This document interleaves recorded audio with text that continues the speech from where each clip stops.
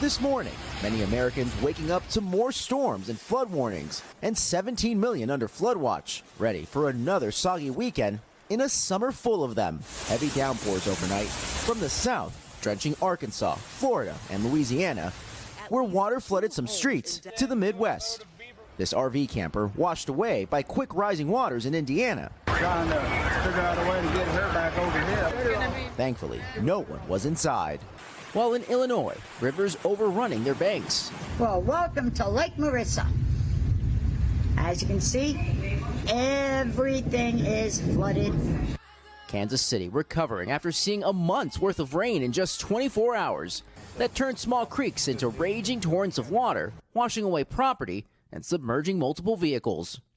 Ruidoso, New Mexico, the site of deadly flash floods just more than a week ago, dealing with more rapidly rising floodwaters. Other parts of the country baking in the hot sun. A heat wave causing sweltering conditions from the south to the northeast, with some 10 million people under heat alerts. High temps and high humidity making it feel like 110 degrees in some places. Too hot. That's too hot. Community centers doing their best to help kids beat the heat. We want to see our kids happy and enjoying this moment. It's what we do the job for. As millions prepare for a hot and soggy weekend ahead.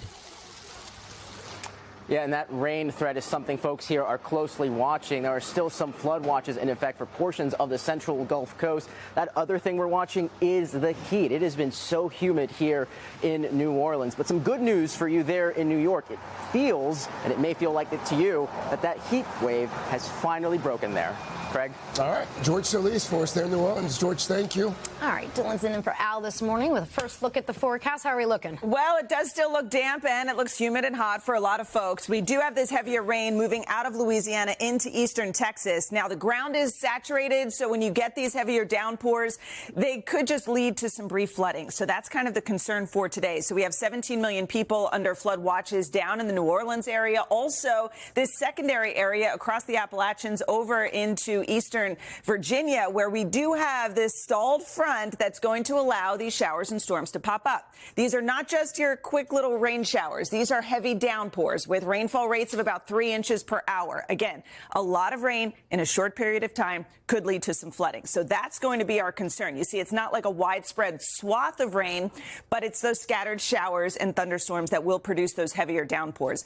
We also have the chance of seeing some of that heavier flooding in this area through Virginia and parts of West Virginia. Again, because of those high rainfall rates, we could end up with about 1 to 3 inches of rain in some spots. Higher amounts when you get stuck in those heavier downpours. Scattered showers continue into the northeast, too, later today. These are the two areas where we're going to see our hottest, most uncomfortable temperatures with high humidity, and those high temperatures, something we'll get into in the next half hour.